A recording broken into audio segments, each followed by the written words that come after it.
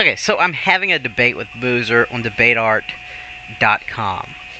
First of all, ignore the Nintendo Switch. I'm not gay. It's for the kid. He likes Nintendo Switch. Um, but it's about the popular vote. That's what the debate is about. The popular vote. And he's for a popular vote in the American presidential election. I would be taking a position that I'm against the popular vote. And I would read his argument, but you can just click below. I'll provide a link, and you can read his argument. But essentially, he's arguing that the popular vote is a good idea because everybody's votes are equal. And democracy, and stuff like that. Who cares? Anyway, I mean, what's more important is my argument. And the popular vote is terrible ideal.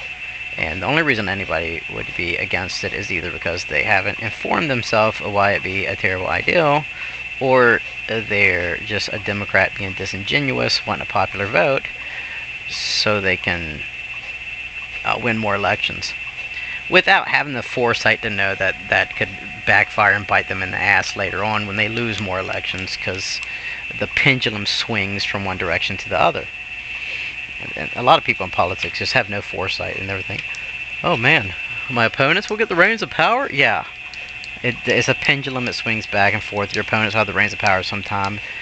Don't be jackasses. Anyway, the popular vote is going to be a bad idea because when you have a nationwide popular vote, you can have things like what happened to Al Gore versus Bush, where there's this long recount process and there's a lot of fighting going on. And how many recounts did they have? Like 3 before it had to be shut down? Anyway, it was so many recount processes. And this is just on a single state. Imagine if this happened across the entire country, like where you had to do a nationwide recount. It's just fucking absurd. It's not gonna be a good idea. And of course, pro argues, or he's pro because he's pro to popular vote. Things like you can win a national election technically and still get most of the votes with 27% of the votes. So what? With a popular vote, and he didn't specify that you'd have to win by majority. And how would you enforce that with a popular vote anyway? You know, the only way is recounts, or not recounts, but vote-offs. Whatever the hell they call them. Anyway, you can win with 5% of the vote. You can win with 6% of the vote. There's enough candidates. You don't have to have a majority at all in the popular vote. Matter of fact, it does embolden third powers, or third parties. You'll have more third parties run for election, but they won't, you know, and they'll perform better, but it's not going to be better for the country. Well, then you'll have like a party with like 10% of people, and these might be very disgusting people. With the electoral process, where you have to win 50% of the electoral votes, it's going to take quite a bit of coalition building.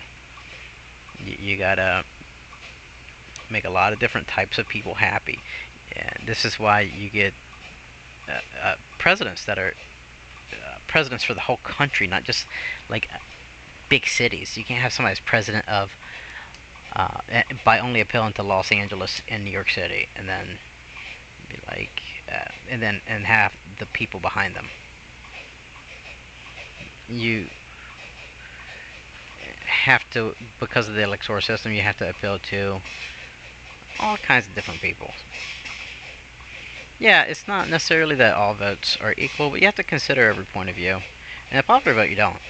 In a popular vote, you can ignore rural voters.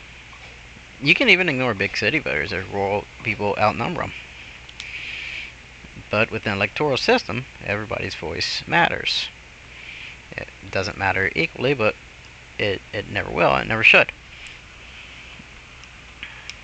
And for states that are red states or blue states, and they're definitely going that way, and you feel like you don't have a voice, that's why we have a primary season.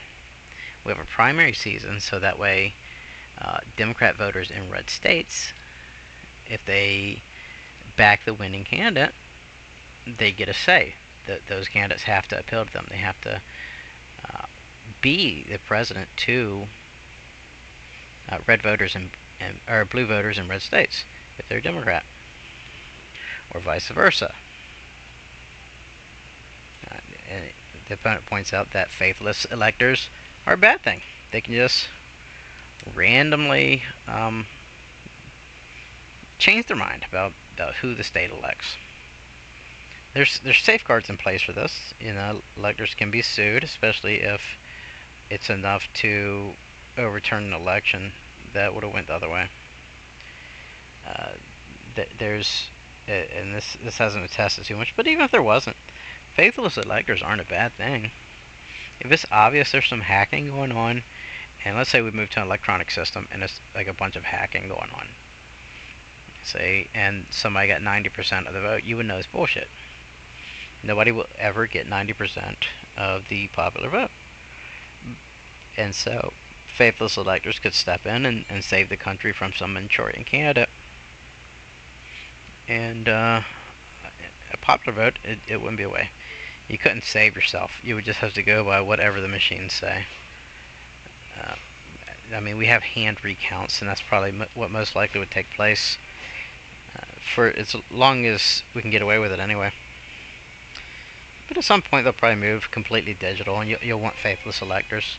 Plus, you'll want the ability to do that for other reasons.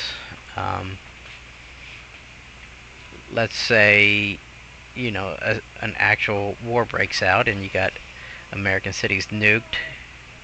You got like a very difficult time getting to the polls.